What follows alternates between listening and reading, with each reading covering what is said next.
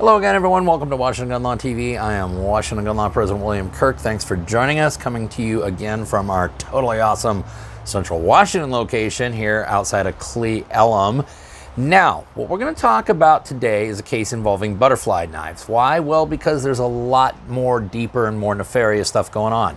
It's a case that comes out of Hawaii. We've actually geeked out on it before in this video right here. It's a case of Teter v. Lopez. Now, there has been an amicus brief, which caught the attention of a lot of people out in the Twittersphere, Exosphere, whatever we're calling it this week. And it got my attention, and so I started geeking out on the opinion, but I'm going to take a much different angle here than I think some of my other colleagues did. I'm not saying they're wrong. We're going to actually look at it a different way. But I think there's something rather nefarious going on, and I think that you can see how some attorney generals are conspiring with the Ninth Circuit on a much larger issue that a lot of you have, in fact, been following. So today, let's spend a few minutes, let's try to connect the dots for you, and let's talk about the real evil behind this amicus brief.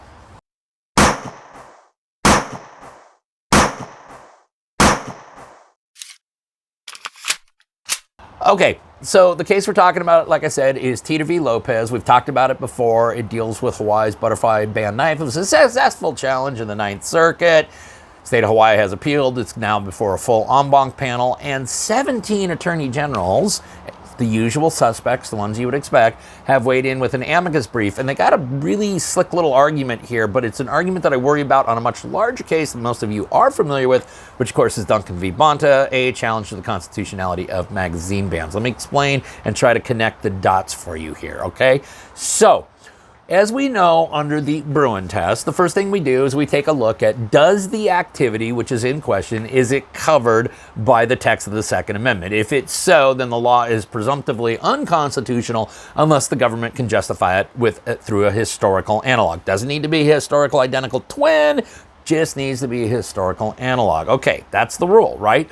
What the state attorney generals are saying here is, hey, listen, before you can even get through that first part of the test, okay, which is this activity, or in this case, this instrument, covered by the text of the Second Amendment, you have to also determine, is it in common use? Okay, now, this is where the why in the road comes, and this is where they're going to take the Ninth Circuit on a very intellectually dishonest road. And I'm telling you, the attorney generals here have literally just written part of what will be the Ninth Circuit, the full Ninth Circuit panel's brief in Duncan v. Bonta. Let me show you what they're doing, because they are saying, well, you got to determine it's in common use.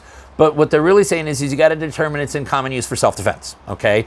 And even though they cite to the Heller case, which clearly enunciated the common use test, and there has been subsequent case law, including Judge Benitez's very well-articulated argument about what in common use means under case law and under simple English, actually.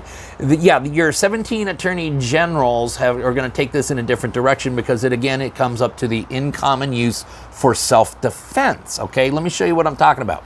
See, what these attorney generals are arguing is you got to go beyond just, is it covered by the text of the Second Amendment? You also have to go to the common use test analysis, but it's going to be their common use test. And what they're saying is hey, the lower court below actually blew it because they didn't go far enough in that analysis, and they should have done more. The more they should have done was this. That analysis did not meaningfully put plaintiffs to their burden of establishing whether the well-regulated weapons were in common use today for self-defense. Okay, and you see how they add that, for self-defense. They further state, the common use requirements arises from the Supreme Court's directive that the Second Amendment does not guarantee a right to keep and carry any weapon whatsoever. It protects only those weapons that are in common use at the time. All right, now that second sentence is a much more accurate statement of the law, but then they follow it up again with weapons that are not commonly used for lawful self-defense, but are instead dangerous and unusual, including weapons that are most useful in military service, may be banned. In fact, the attorney generals further argue, the panel here, by contrast, did not hold plaintiffs to their burden of establishing whether the challenged weapons were in common use for lawful self-defense, and it rejected Hawaii's argument that the purported dangerous and unusual nature of butterfly knives must be considered at Bruen's threshold inquiry.